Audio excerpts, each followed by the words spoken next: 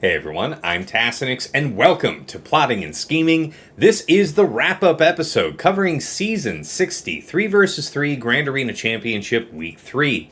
I am joined by most of the regular team here. We've got Dagger, TJ, and Sasha Aisha. Gentlemen, it was a 3-0 week for me.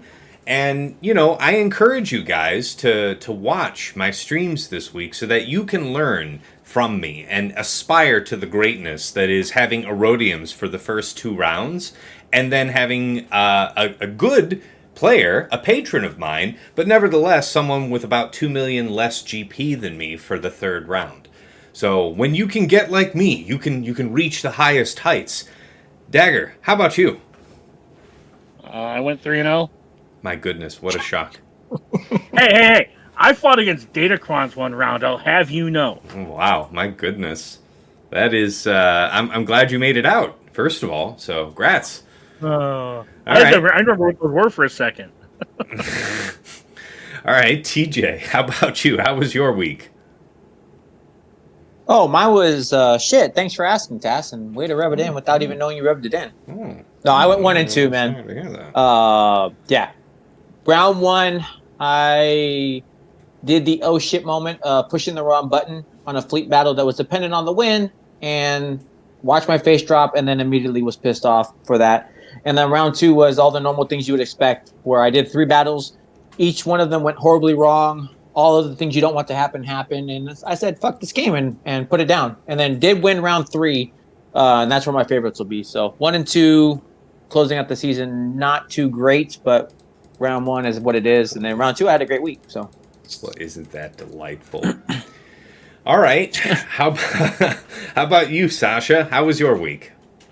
It was good. It was a little light on content, to be honest. So I had one full match, like legit match with Aesop, which was a ton of fun. I had some execution flaws. I thought I was in a good spot, but I timed out on a couple of battles, and it cost me on banners. And both Aesop and I cleared one another. I think it's just part of the natural evolution through 3 weeks of that season where we had hammered out counters. And had sort of slogged our way through the messy mud of the current meta. Fun match, but I actually liked it more when neither of us would clear. And then I had a match with Rockstar, which would have been a very fun match, and I've got a really cool battle to go through there. I ended up just at a real life stuff, not being able to get time in to do my attacks. I did the bottom front wall on Friday. Thought I might have time Saturday, but I had a bunch of house guests, had a bunch of other stuff going on, so I never got another attack in. But Rockstar did clear me, played really well. I think I got 2 or 3 holds, but I bled on the front wall anyway. And it was just, it was fun. I just didn't get a chance to get the full experience of it. So that was my week, but Rockstar did have one thing that was super cool that I'm excited to talk about this episode. Okay. Well, just point of housekeeping. Do we need to call it in my Aesop match? Because that's literally every week for you, every time. Sasha, there's not true. 1 week or 1 point that you don't have in my one match with Aesop. It's like in my Aesop match. It's just a point of reference. It's fair. I was thinking about it, I'm like, well, I only really face him, 3 times a month. And I realized that's because we don't have GAC once a month.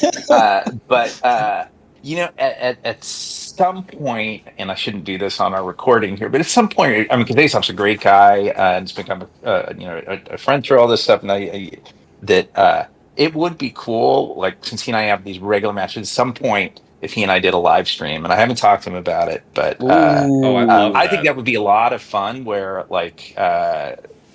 just to go back and forth on that. So I'll have to hit him up about it.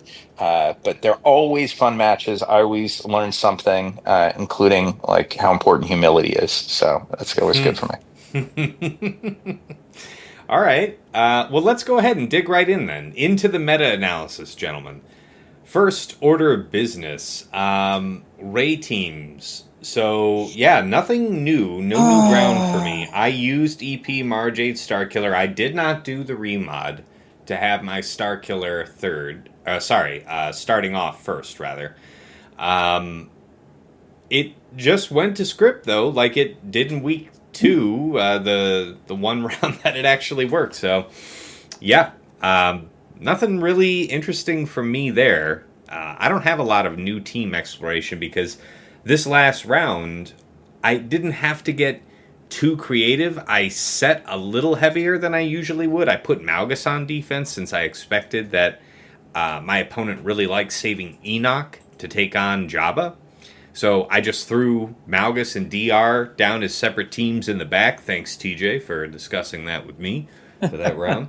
But yeah, I don't know. I'd say Ray is still the most interesting matchup on the board. Any interesting fights or anything on that topic from you guys?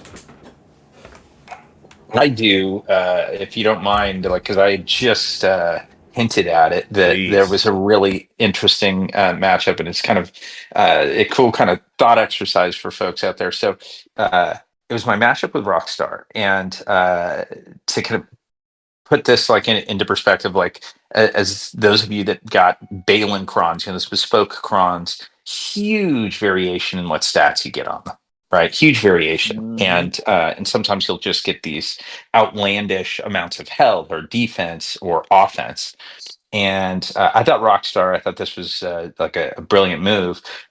On his bottom front wall, he set the Ray, Ben, Ezra squad, and I noticed it looked like like I didn't expect that cron, and I double clicked down into it to see what it is. It was his Balin cron with 234% offense, Oh my and god. and what's so cool, I should have gotten screenshots of this, but you look at his Ray, and his Ray's stats, again, before any of the scaling of mastery or anything else like that has taken place, his Ray has over 30,000 offense just to start. And I'm like, okay, how about Ben? He looks innocent enough. What could he do to me? Ben had, I believe, 42,000 special offense. Jesus Christ. Right.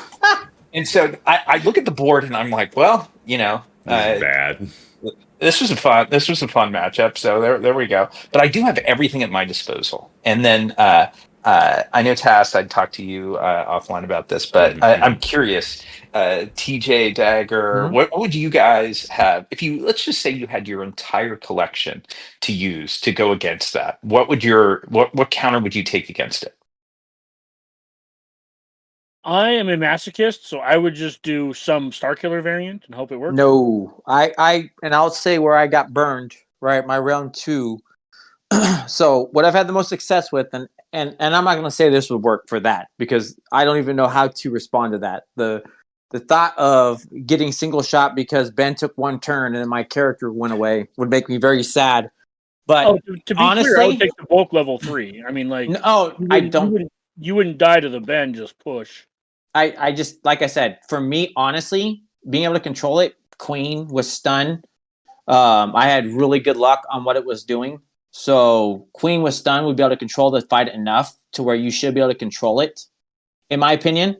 Because that bulk is just crazy good, right? You get to turn one, stop Ezra. So that basically helps that. Then you get to stop Ben from doing what he's doing. And while you're doing that, you're pushing in under their protection. So that would be probably my initial thought. Yeah, both those make sense. So my typical go-to has been JML Plo, which again, credit to Aesop on that one. Like that was one that he'd used, and I liked it. I'd used it since. But I had realized with my JML Plo, at least, that it would struggle, particularly like Cal and maybe even Plo a bit, would struggle to survive like a second ult, which would eventually we get to. And I'm like, there's no way they'll survive a first alt with 30,000 being the starting point of Ray's offense. So I ended up going with JMK Cat Plo Sure. just for the extra bulk. And it was a ton of fun to watch. I mean, in fact, I think I got it on the YouTube. I can send it to you, Tass, if you want to put it up to run at some point. Yeah, throw it up. And yeah, it barely survived. I did get a clean one shot, as it turned out. I maybe even gotten a 57 because of regen, but it was incredibly close on the first ult. If I had anything that was going to gain any turn meter and would have scaled that Ray's offense, I don't think I would have survived. But yeah, so that was a ton of fun. And again, hands off to Rockstar on like a sort of outside the box use of one of those really skewed Balin crons, because that was terrifying. Yeah, actually, that is a really inventive use, and it's such a rare cron, stat wise. So yeah, that does sound like a horror show. Okay, I wasn't kidding when I said I don't think I encountered anything else novel, but let me double check real quick. Oh, you know what? I'm gonna cover Don't I that. get to talk about my horror story? Don't I get to talk about mine? Oh, I Is it thought, just all yeah, about yeah, you? yeah, yeah, yeah. No, that's you. Go, It's all right, jerk go. face. Look, sex Um, work is a noble profession. I don't know why we got to keep talking about it like this. yeah, it's true. So basically, I had everything bad happen with Ray all week, except for when I decided to take Queen, which is why I talked about that with you, Sasha. And I think it's more along the lines of just the complete control you have over the fight. I did the setup on round 2 against our guildmate against Alpha, and of course, even with the setup with the Seer Star Killer Malikos, that his Ebb, so his Ezra was deflecting my Star Killer, so felt real good. That's set the dodge set us back because that was just chef kiss. Nothing crazy, nothing fancy. And I'll give it to. And I saw one thing that they were doing with the Ezra as well for bows round 1, swapping up the to add more tenacity. So they put tenacity cross. He put it up to like 200+% on his Ezra just to make sure because I was showing Star Killer. So again, the only thing that I saw working right now that was clearly doing it was Queen. Queen was the only thing holding out to get clear answers to the Ray. But other than that, man, Star Killer, that tip I gave you, Tass, I faced all the R8s and R9s, and I got all the TJ luck. I did the Star Killer with the Seer, which was the other one that had really good rates, and that went down. Queen was literally the only thing that was coming through for me. Nice. Okay, so Queen still got it done for you. I know we were talking about that last week. I didn't have to go there. Yeah, it was, and I think, to be honest with you though, and I don't know much I care, is the non-resistible stun. I know we talked about it on the show, but that ability to control the fight while Queen is doing her job, and with Pow coming in, I feel like is really vindicated. But how much does that work when that's gone, right? We don't know what the next set's going to be, so keeping it to 3s, I think it'll still be strong. But Ezra, dude, Fatal called it out, and it's for a good reason. That dude is a monster, and the better you build him, and the trick modding. And I only call this out for Tass because Tass is a mod guy. You can play with his modding to do different things. And Sasha, you bastard, with your setup on Tuscans, I'll never let it go. You can do the things with the modding, I believe, with him and make him different setups, right? You could put in the crit avoidance arrow. You can make him slower to change the fight. All of these things they can do, I feel like have a big impact on your Ray team when you go in with the setup, right? So, also worth mentioning, we do know the next set's going to have Spectre. Right. Oh, you know what? I didn't even think about that, but that's right. That and he'll probably have his own level 9. Whoa, just super scary. Yeah. What if we made the devil more powerful?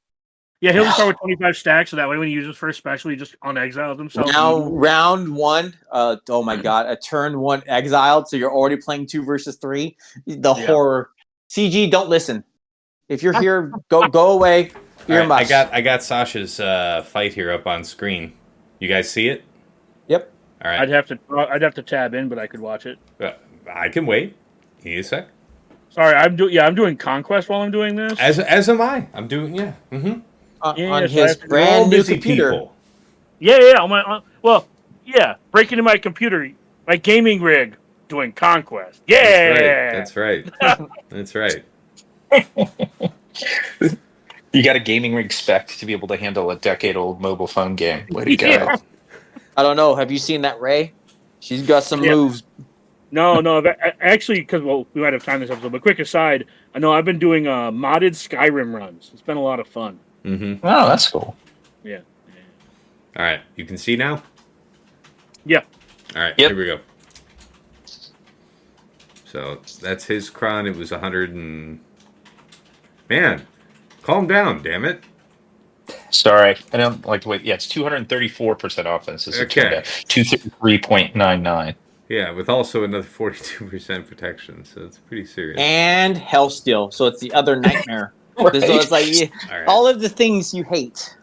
Exactly. It's like it's only 40% health. Yeah, but it's 40% of 1.2 million damage. So, Yeah. Let's see how you played this. Yeah, no. I'm also gonna.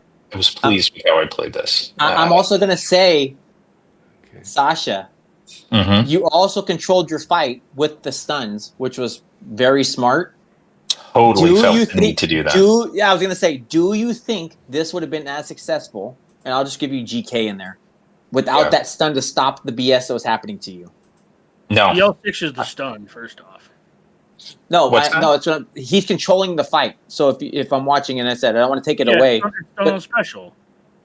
Yeah, I'm abusing the stun on special. Now, unfortunately, that GMK ult, they don't count as a special for stun purposes. Wow. oh my Yeah, god! take a look at that. That's the first ult with no ramping. Jeez. And I have a and health- that's with that was the zero health modded cat for inspiration this. mastery gain, just zero. Yeah, with a health modded cat for that match. Like going into that week, I had a health modded cat. Wow. Wild. So she would have just been Gonzo right there. Totally. Just wow. Just in any kind of normal modding. Did you not consider holding the jump for Ezra? You can't. You can't insta kill a Spectre with Ezra.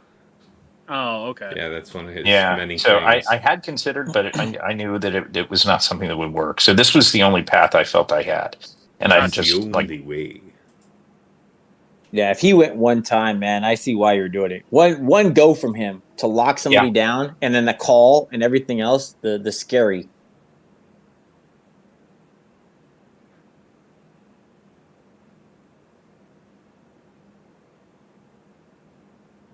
This is scary. Was that the first time? That was his first time actually getting to actually put something on someone, right? correct. He had not hit 50. So Yeah, I looked at that, and he wasn't going to exile. Yeah, so we didn't get our turn to exile, which would then, okay. Yeah. Nice stuff, man. So I Good did not, fight. like I said, that was actually a match where I didn't finish my attacks, but I'm like, moral victory. I got through that one battle, and I'm like, that'll do. That'll do, pick. That AoE spread of damage to watch your cat basically very sad was. It was such awesome. a great thought on Rockstar's part, because it's like, I hadn't been thinking about that. That I don't have, like, I think I've got like 45% or 50% offense on Balin Cron, but if you have one that runs up like that, that's a brilliant use of it. Mm-hmm. Well, also, I've been trying things in Arena with Balin because I've been enjoying just like his kit and everything. Yeah, He doesn't really need his Datacron to beat things like Ray, that's cool to know. Yeah, at least in Arena. But that's like no Ben. Like they have the no revive Yeah, plus, it's so Ben, very I guess different. No Ben only doesn't matter. Yeah, I think Stryker, I streamed his match last week. He tried Balin versus Ray because he'd listened to our show. And man, it did not pan out for him. I'm just gonna Look. I can't speak for threes. I do my testing for 5v5. Threes, I rely very heavily on y'all. I think Fair. the other piece that comes into play when Fatal said it, which was a cool call out, is I think there's some specifics. It's not all right, I'm going to go use Balin. Oh, it works. Because as you saw with Strikers and I watched other streamers, it's the same thing. That is not a just walk in the door. But you've got the bespoke. It's like that's not you're not taking into account everything if you're looking at that. Now in fives, I agree with what Dagger's saying. Setting it up for fives, I feel like we're in a good spot, right? You're getting that amp up, you're getting the things like that. But it's not just walk in the door and Balin works. It's like, no, was your stuff set correctly? Were things put in place for it to work? I think in 5v5 you have a lot more leeway. Yeah. In threes, I'm gonna say what I say every time something comes out. If you do not have equivalent relic investment, expect yourself to fail about 20% of the time. Or more. fair. If you're going against R9 Rays, R9 your Balin, R8 your sides, and hope it's good enough. Like this I also whole think it makes it R7, kind of R8, tough. R9's thing doesn't actually work anymore, especially in threes with Ray. But in threes, you have the two characters. You're doing Marak. You're doing Shin, right? 1/3 of your team is special damage on a guy who is set up for deflection right now. So you're already down if what you're trying to attack, and then that dude's going in to put the hammer down on people. So he's going to exile your Balin, who's trying to ramp it up while you're trying to work the pinpoint. So it just feels like you're on the bad side of it. Also, Ray ult is spread among 3 people in 3s, not 5 people in 5s. So that's why I was saying, That's a like, big difference too. yeah, that's what I was saying. Like, I think 3s is a much different animal. R8 your sides, R9 your Balin if you want this to work without the Kron. Otherwise, like, I don't. These off counters have historically been unimpressive when they're punching up into GLs, and we can talk about like the remember when Starkiller first came out, and people couldn't get it to work until they R-rated their Starkiller. Yep. Yeah. Right. Like Just there's so many of these things. easy. Same with Malikos. I can't get my R5 Malikos to beat Ray. It's like, have you tried not having an R5 Malikos? I think that's completely fair. The other piece I think is Balin feels like a very complete kit. Obviously, it's a lot of words in there, but they're trying to cover a lot of angles, and future proof is what I feel like they're doing with that character. It wasn't just coming out for like, here's what it is right now. Because right now it feels cool. It feels novel. It doesn't feel like the power of like the Great Mothers with the Datacron and all that. Power of Manny. Yeah. That's what I just want to call out. But I feel like they did a really good job of trying to future proof what they're doing with Balin. Yeah. I just thought this was a great time to just like reiterate, because this is mostly content by us for us, right? We want people to level up and get to where we're at. Yeah, I just don't want to beat this too hard. This horse. All your teams that are off counters, add a relic level. Just add a relic level. You'll be fine. Or don't be unlucky. Don't be unlucky is a rule of thumb for everybody. If you're not unlucky, you're going to win. Yeah, well, that too. But yeah, R8 your attackers on your off counters, they need it. R9 your tanks on your off counters, they need it. All very fair. Sorry. Any other notes on Ray, guys? Which one? Haha, use a funny guy. Yeah, that was so good. I suppose now is a reasonable time to mention it as any. We'll be covering Ray, Fallen Ray here when it gets closer to her unlock, because you and I both know that all you folks out there are going to be wondering, wait, how am I supposed to set this character up in about 3 months' time? So we'll put it out, right before that's about to come out. We'll have a better idea of what the meta will look like. We'll do it in one of the in-between episodes, go over the kit when she's about to come out. Yeah. She'll come out for week 2 of that set. So we'll go over it in the in-between episode leading up to that. Okay. That makes sense. All right, guys. That was the only meta matchup that I think was really interesting for me. So did you guys have any other meta matchups that you wanted to cover that, not your best or, best worst attack kind of thing? Well, it's fun to see people back on the Afra train now that there's bulk level 3s. You mean Afra on defense? It's no, on offense versus Jabba. Like now that you have the bulk, one of the problems is getting like punked out by thermals. Yeah, and it's just an inevitability game for Afra, right? Like if she ramps, she'll win. So it's fun to see people using Afra versus Jabba again consistently in 3s. I say consistently. I haven't looked at the data, so flame me in the comments. But fair. I've seen people who historically don't do Afra versus Jabba try it and succeed. So that's fun. Plus mercenary level 6. That's true too. I'm mostly saying it's always fun when you can do off counters to GLs and 3s. I'm probably saying that. I want to keep it to 5s, but I probably expect to see a lot more of that in 5s. Mercenary with dark side bulk and all these good things. Afra's going to scream killing stuff. Also, more opportunities for them to spread out their damage. True. Yep. All right. Nothing else though from you guys meta matchup wise. You ready to move to favorite attack and defense of the week? I would like to point out that Tass had exactly one more real fight than I did this week. I already said, one day you can aspire to be like me. Yeah, I'm having no real fights, and one day I can aspire to get through all the people in the top 200 to get to the very top to only have one real fight a week. That's right. Yeah, it sounds like you get it. Yeah. I want to be like very good. My dream very good. Like to just have my weekly meeting with Aesop. Yes, that's funny. That's the dream, right? Get your appointment on schedule.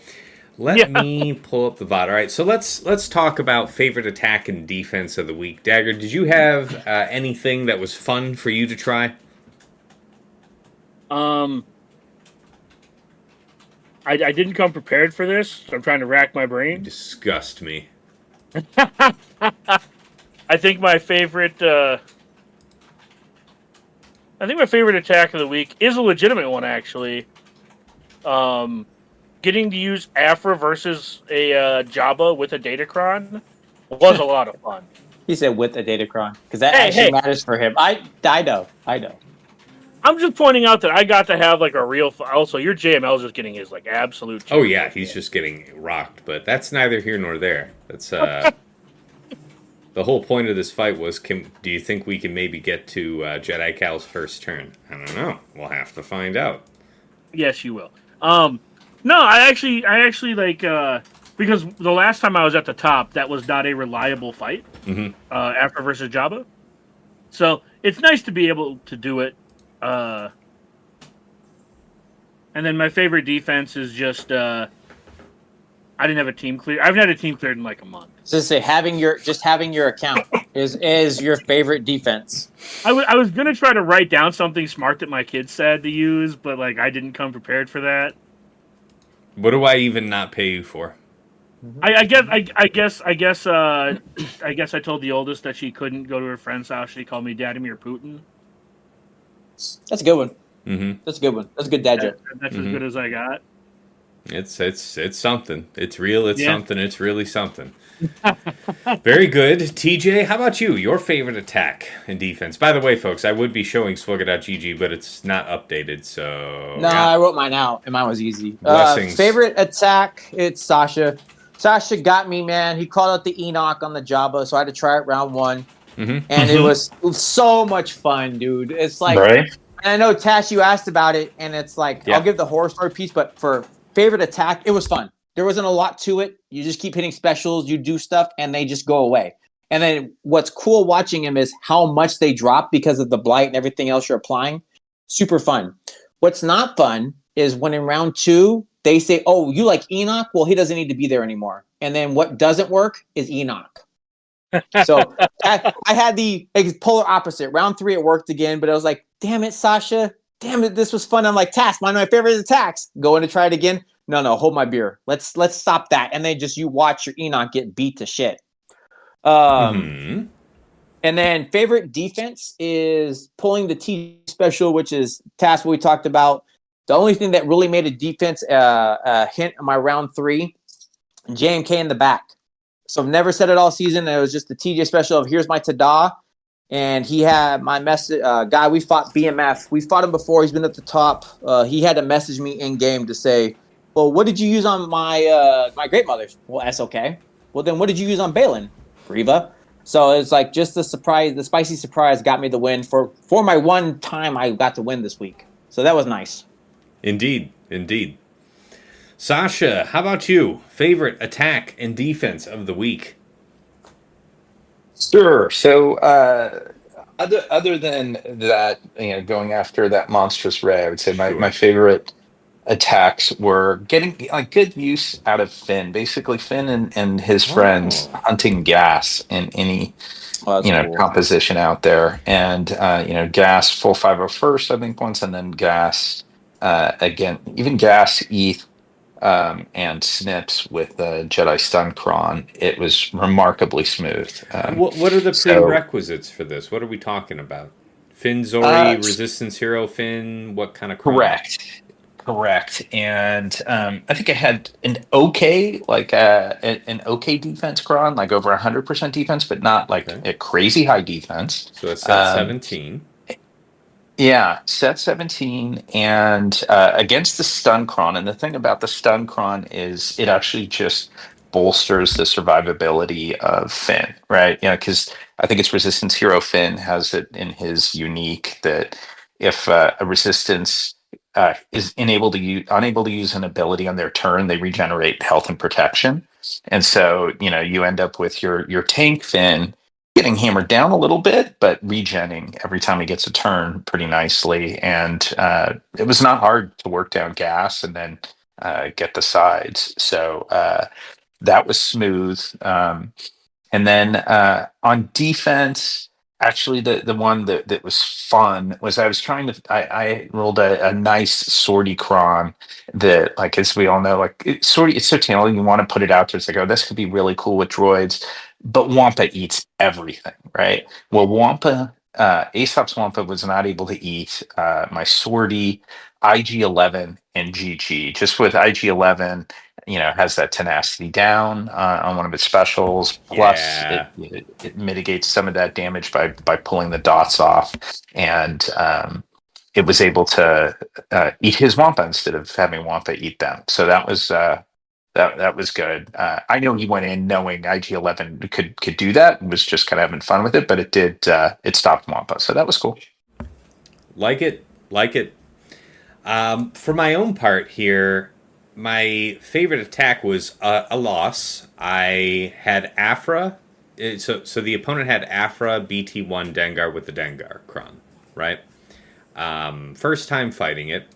And I'm sitting there thinking, okay, that's fine. You still have to special me to stun me. And my Afra is one speed faster than your Afra. So maybe I got this. And I'm here to tell you, gentlemen, I didn't got this. Dengar just went unhinged. I don't think BT1 took a turn the entire round because when they could and he wasn't stunned, they preferred to stun him. So it was a pretty miserable affair. I would not recommend the experience. Now, defense-wise, I hadn't set this all season. I considered it a couple times. I think maybe early in the season I set like Dash Hondo L3. This time I set Sortie Hondo L3 with the, Hondo Kron. And, of course, Mercenary stun level 6, so L3 and Hondo both could stun. Sortie would be putting VIP on Hondo, so I thought it would be tougher to burst him down if you were inclined to do something Han Chewy. And our opponent took a few different teams against it before being able to whittle it down, but his early attempts absolutely did not pan out. I don't have history on all that yet. So I've had pretty low expectations of Hondo on defense all season, but yeah, that was a good one for me. All right, I think that covers that. What else we got here? Did you guys make any interesting uses of Huyang or Sabine here? I know we talked about that just a second last week, and I just wondered if any opportunities presented themselves here in the last week of threes. I tried, again, because he's up in our matchup every friggin' week. I'm like, I gotta shake stuff up. I can't just do the usual. So it's just totally an irrational thing to do. But I broke up with the ultimate defensive comp, and like, I know it should be Ray Ben Ezra because that's terrifying. But I pulled Ezra off because I had Hu Yang and I had Sabine ready to go, and so just for the fun of it and to mix stuff up, I put a Padawan Sabine, Ezra, and Hu Yang squad together. And I did that specifically with Padawan Sabine as the leader because, well, none of them have a leader thing. She does have a unique that says if she has a light side Mando lead, she gets some extra goodies. And I'm like, hey, there we go. That rationalized it.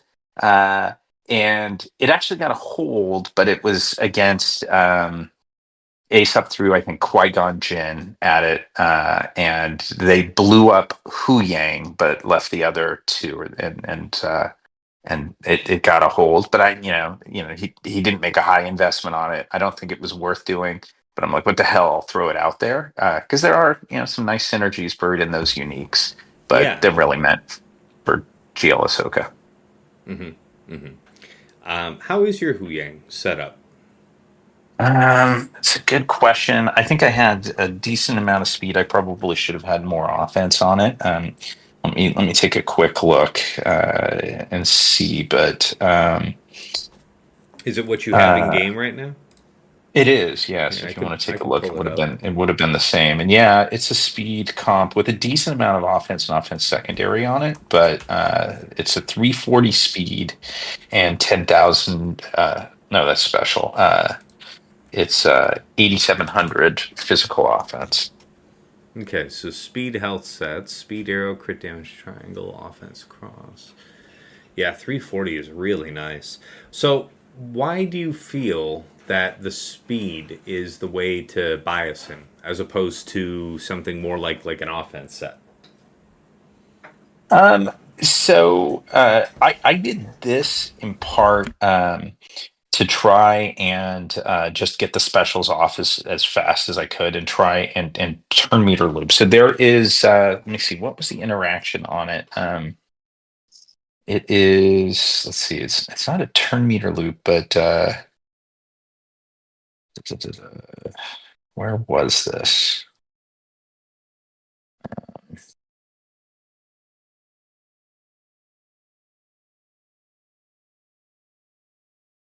It was yeah, the mass assist and damage immunity, just basically trying to get that off as fast as possible, the stay together ability. And nothing more than that. I mean, it was certainly it's clocked well behind my Ezra, but it was just to try and get it ahead of whatever random counters are out there for it. Sure, yeah, that makes sense. All right. Yeah. Okay. So nobody else had any other interesting uses. I didn't either. My Hu Yang He's was R8. Relic 7 Yeah. with no mods for week 3. Yeah, he's Yeah. R8 as it stands, just because Ahsoka character. So That's right. Yes. Yeah. That's right. Okay. Let's see here. What's next? Yeah. All right. We're already at takeaways and final thoughts, guys. We've crushed it this week. And yeah, it was pretty light duty. Also, Fatal wasn't able to join us today, so we're moving through the agenda real fast. But how about you, Dagger? What are your thoughts reflecting on this threes? What do you think the world's gonna look like when we return? Your final thoughts for the people. I'd have to look at the date to know when that's going to happen.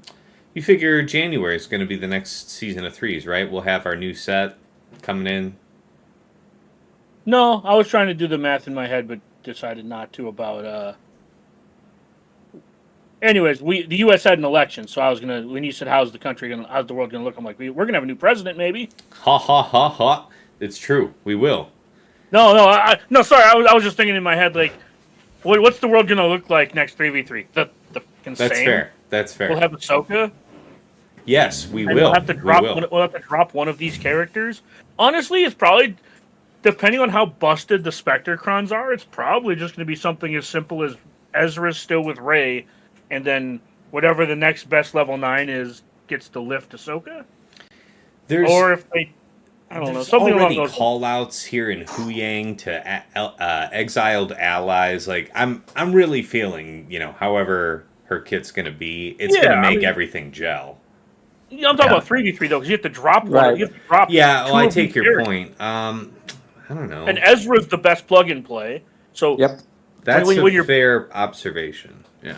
Yeah, so that's what I mean. Like, when you distill it down to that, like, I don't know what that's going to look like, but I know that I'm going to be trying to use Ezra not with Ahsoka. That's I guess one of the things I'm taking away. Outside of that, it's really hard to like know what's going on to a degree because we've had everything recently. We currently have UFUs and mercenaries. Like, in order to like have like. In order to look ahead, we have to try to like read the tea leaves on what the next set's going to be, and it's not really clear outside of Spectre. Mm-hmm. So there's not really anything to prepare in advance. I guess from like previously we've known like mercenaries is coming up, so top off some of the good mercenary characters you might be using with X or Y. Yeah, I don't. Is really Bad have Batch's anything- timing synced up with this? I wonder if clones maybe are getting love. Yeah, the Bad Batch. The next season is bad. The next era is Bad Batch, which we're going to be in. So, or not Well, Bad to Batch. be fair, mercenary Sorry. Bad Batch. Right. Yeah. So yeah, we might Yeah. get some clone love. We'll see if we get specifically Bad Batch or just clone love. So that might be something to consider. Record to R8, R9 is solid. And I know we've talked before about Hunter to R8 and Record to R9 allows you to beat some versions of Rey in 5v5. So like I absolutely recommend, like, again, not everyone has the ability to do these things. Keep in mind that this podcast is by us, for us kind of deal. Right, we're trying to talk to ourselves a year ago. So if that's something you're looking into, the Marauder is actually a really, really good ship still. And there are versions of the Galactic Republic that beat the Bounty Hunter Menace. So definitely worth looking into your Bad Batch, I guess, then. Yeah, that's just kind of my look ahead towards next threes. My takeaways from this threes is, man, GLs are a bloodbath if you can't get them down. And now we're adding more conquest units who are in of themselves mini GLs. Like, I watched somebody kill Ray and Ben and still lose to Ezra multiple times as a solo unit. Like, this is like Yes. this is kind of silly. Mm-hmm. We are getting GL level units on GL team. Ezra is probably better than half the GLs in the game, and this new Ray is going to be better than like 5 of the GLs that are already in the game. We are just living in an interesting world when it comes to power levels. That's my takeaway from threes. Very fair. And I'll pass the mic. All right, TJ, how about you? Your thoughts wrapping up the season, what you think we'll be looking at when we come back to threes, anything else you have for the people? I think it's just relevant to what Dagger said. How do we split Ahsoka? I think is going to be our big thing. That'll be, I already know, we'll be high in topic of how Ahsoka looks going into threes when we have our next in between. Not this one coming for fives, but going into threes, right? Talking to that. So as how do we keep Ezra off of the Ahsoka team? I think will be our big point of topic, and that's what I'm thinking about right now. We've already talked about trick modding and what you can do with them because he can be set so many different ways, and he literally goes everywhere. If it's a Jedi thing, we can put him there. So I think, how do we use Ezra separate of Ahsoka, and then how does it look when now we're at with that? How many GL? I don't even know how many GLs that makes it now. So where we're almost getting to the point where we can almost 9 load. Official. 9 official. So you could tell me we could essentially be at this point and loading a full front wall of threes of nothing but GLs, and that's a scary thought. And how is that going to work out? So that's my big thing. And if it's that, we saw what it looked like when it came to Sabine in the Balin, looks super strong. Mm-hmm. And if Sabine is that strong in that event, but actually does carry over, I'm excited to see what Ahsoka and Sabine look like together. Is my other big one because she was doing so much damage, and it's in her kit that if you kill Ahsoka, she gets stronger. So I am pretty excited to see how that's going to work out too. Okay, so yeah, we're thinking something like Ahsoka, Huyang, Sabine. I'm thinking that, but we don't know. Of course, this is again we're talking at the time when we know we're speculating. We don't know what Syndulla is doing, right? We don't know what Syndulla is doing right now. We know she's going to do something for the team, and so.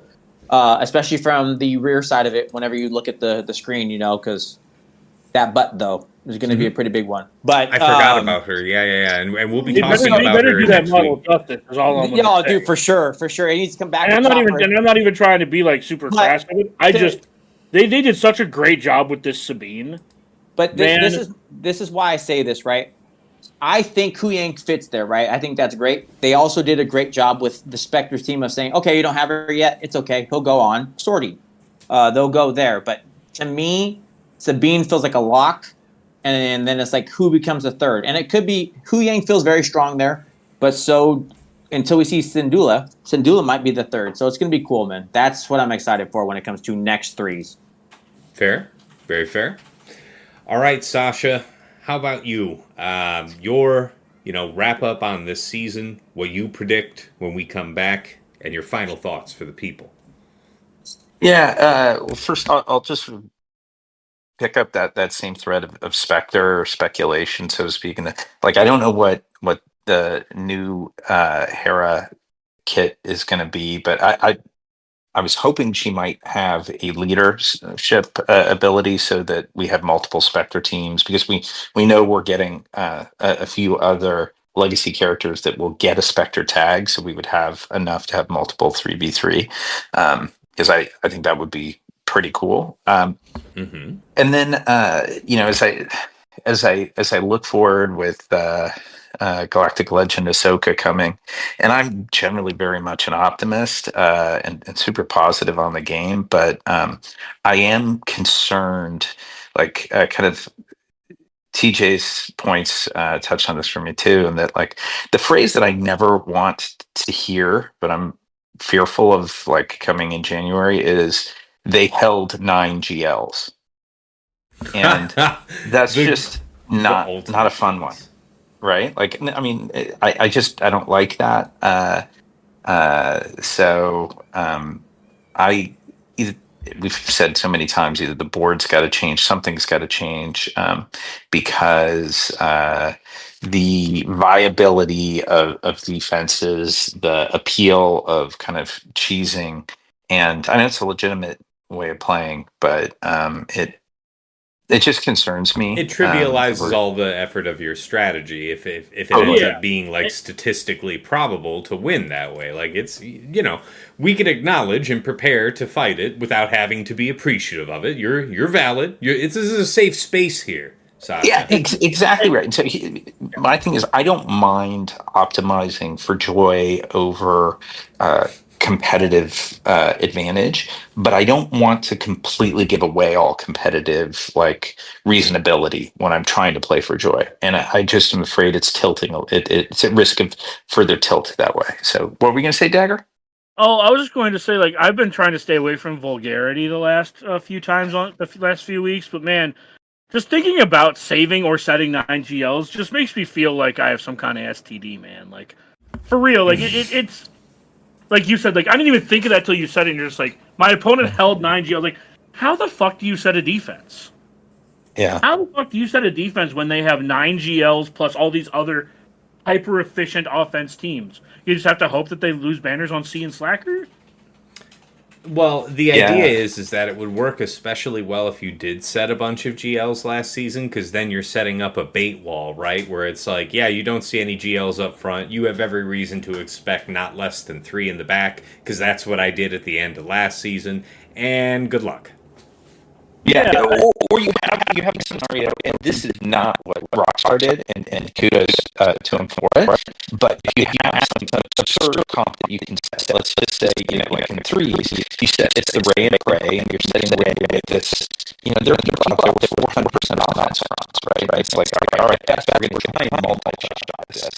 And then if that's the only GL that's a whole 8, and great mothers, and then whatever. Suddenly, like that's probably the optimal competitive strategy, and that's not fun. And to be clear, what you literally just illustrated there is they won because of their datacron that they got off their bespoke stats. And that is not what Rockstar did. It was like just a cool balanced board. Oh, yeah, I wasn't. Yeah, he's talking about the stats, right, like totally the opportunity to pull off what he did there was only afforded by RNG. Yeah, I was simply saying that like it now becomes a lottery for the only way you can realistically like get a hold is did you get lucky with your bespoke datacron? Maybe not the only way, but like one of the only ways to get a competitive advantage at the top end. Is just to luck into it, which feels dirty. Yep, feels bad, man. All right. So that's what I'm a little wary of, but let's see how it shakes out. See what else is coming. You know what I didn't even think about say that we didn't even talk about? Task would be a good one. We saw you get wrecked, and I'm saying like this because it's what we didn't talk about, and it's true. The Mother Kron is gone next 3s. Yeah, that's true. Yeah. No more Mother Kron, but Mothers and himself, as we saw with Task, still hold weight.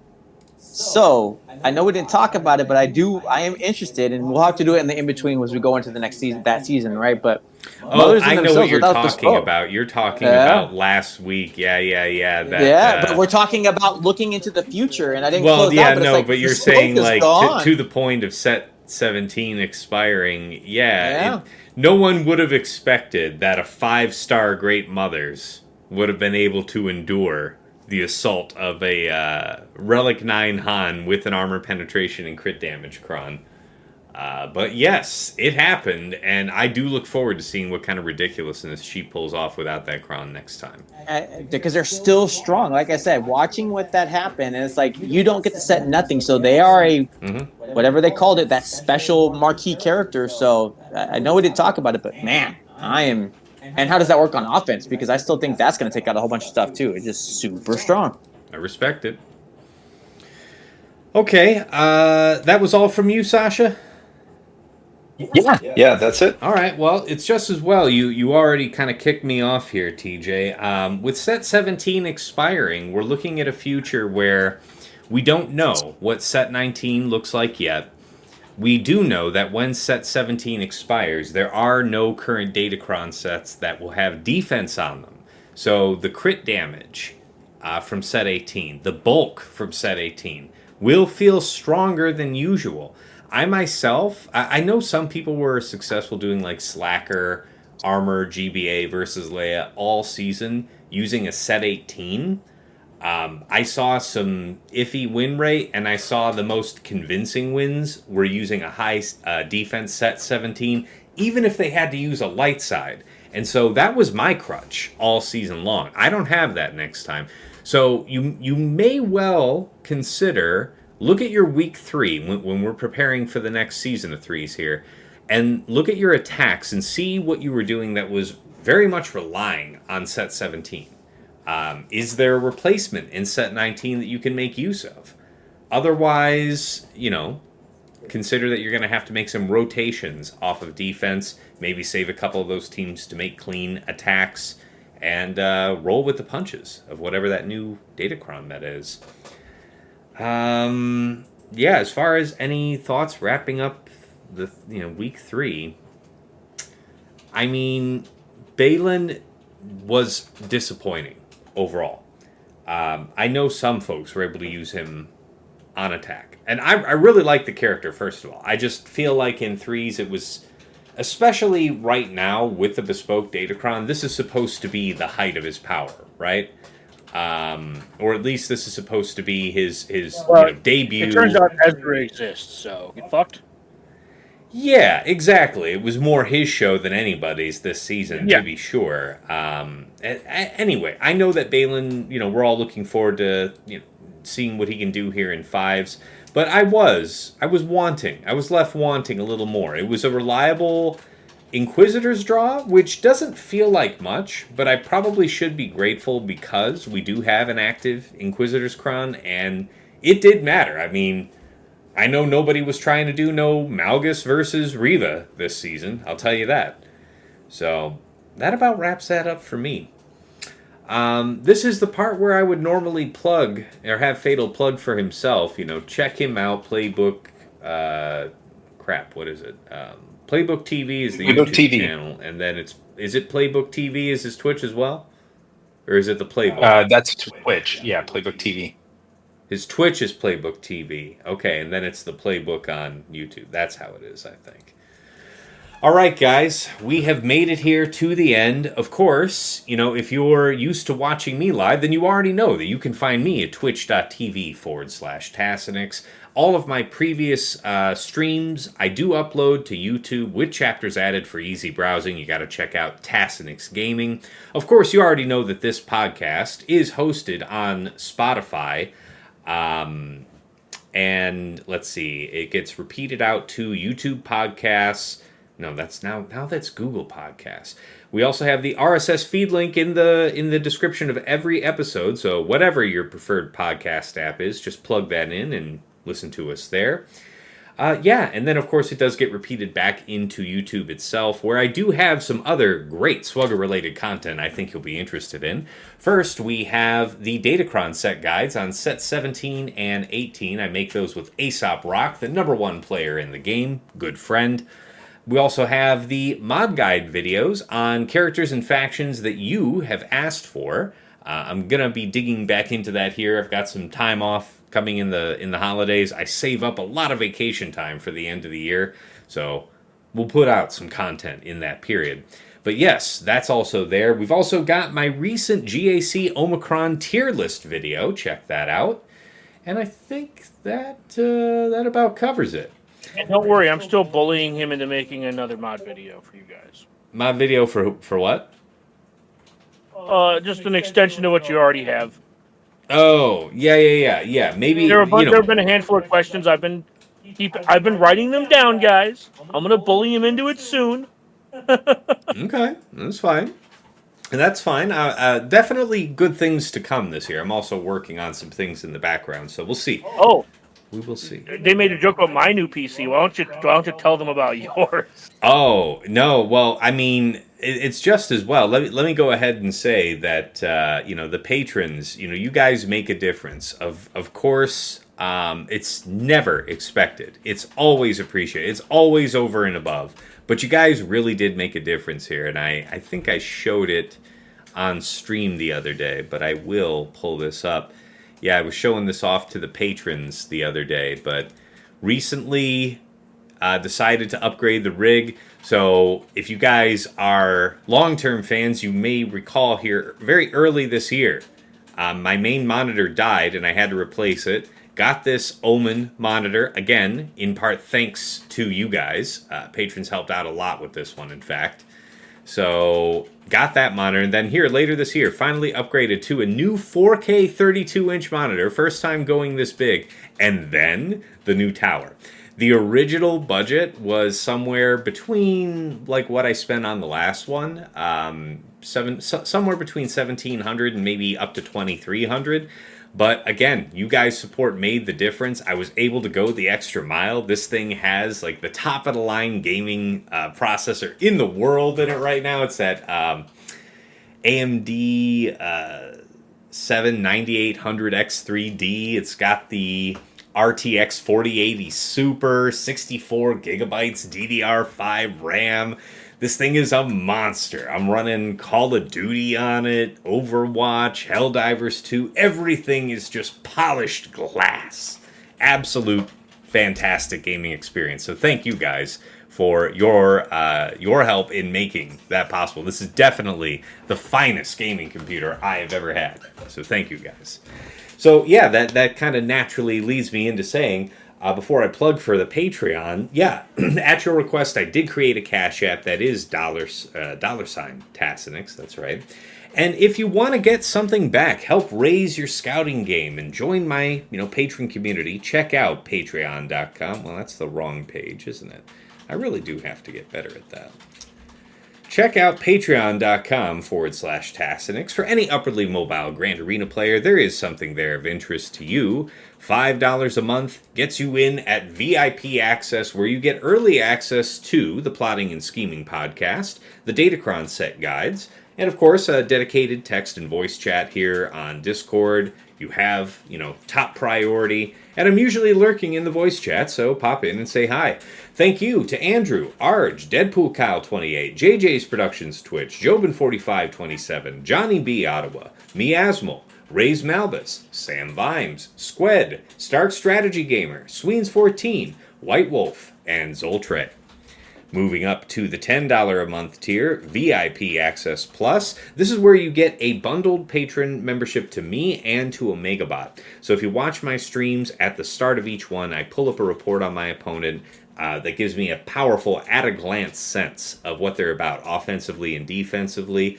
The benefit of that's a free power, of OmegaBot, but when you go patron, you also get to pull greater than the last 2 weeks of history, and you get a downloadable HTML report with links that integrate right into Swugga.gg or Insight, so you can get the details on the matchups you're interested in most. Thank you so much to Stryker, Esh Sotnikam, and Dobby for taking that offer. And at VIP Access Premium, this is $15 a month for the DoubleBot bundle. So patron access to me, to OmegaBot, and to Hot Utils, the #1 tool for mass mod management and loadout creation. A couple of clicks can move you between your Grand Arena, Raid, TB, TW mods, save a bunch of time, and also help with your Grand Arena and or TW scouting if you're about it.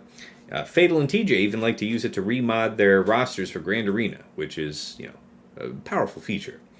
Thank you so much to Duckstab, Dark Hug, Ibenek, General Milan, Sir Boss, Quig, Wilco, and Frick Frack Paddywhack. And of course, at the top of the heap in Jester's Club Elite, the one, the only Nomad's Reaper. This guy pops in to stream from time to time and drops hundreds of subs, thousands of biddies, incredibly generous support over the years. Thank you, sir, so much. And of course, wrapping up, our special thanks to Yoda Force first. One of my earliest supporters bought me the mic that I'm speaking to you on right now. And even though he has long since quit the game, we wish him well from the other side. To Mrs. T, my wife, thank you for all of your efforts in the background, preventing our daughter from tearing our home apart, brick by brick, while her father is busy being distracted trying to be halfway decent at a phone game. And of course, to my co-hosts here on Plotting and Scheming, Dagger, TJ, Sasha Aisha, and Fatal. Gentlemen, it is a pleasure and a privilege to record with you each and every week. We all learn from each other. Our viewers learn from us. It's a fantastic interaction. And, you know, I wouldn't change a thing. Thank you so much for being part of the successful recipe. Every single week. That's right. Long live Tassus PNS. Without him, where would we be? Not on Tassus PNS, that's for sure. That's right. If you couldn't get to Tassus PNS, you should listen every week and make sure you all stand by idly for the PNS. Y'all need that prescription Jesus. Where would you get that from? The also PNS? Our juvenile. Prescription Jesus. That's what's needed here. All right. Do you find that on the YouTube with the PNS, or where would you find this? You know, you guys might have to flag it as make me flag it as 18 plus at this rate. Why is it not already flagged at 18 plus? It's flagged. First of all, it is flagged as not for children because we use some language here that it's not for children. It is not flagged as 18 plus, which implies additional content. Look, we have not said, and we have only made phallic references. We have not said any word that actually corresponds to a piece of the male anatomy. I would not let young children watch us. That's that's where my argument ends on Look, that. even that's where I end. I don't even bring that into the. I wasn't even trying to. Yeah, I was about to say, No. Dagger. It's not like you're telling me that when you're just when we're hanging out on Discord, you're walking around with me on speakerphone. Yeah.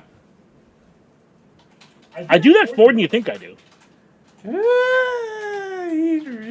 You have been there when certain people have said things. I'm like, yeah, oh, but then you shit. got in trouble for that. Okay, so you do, but then there are consequences when you do. Yeah. The point being is that, you know, there can be good content that is, you know, decent and respectful and respectable, but nevertheless not for, you know, child's consumption.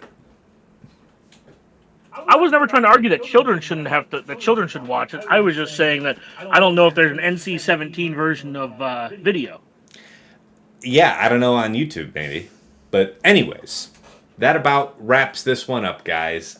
We'll see you next week in the preview. We've actually got a pretty big agenda because there are several character kits we haven't covered yet. This will be a good time to knock that out. And yeah, we'll, you know, settle in and share our thoughts about how we're getting ready for the next season of 5 vs. 5. Until then, it's been real. It's been awesome. It's been real awesome. Take care.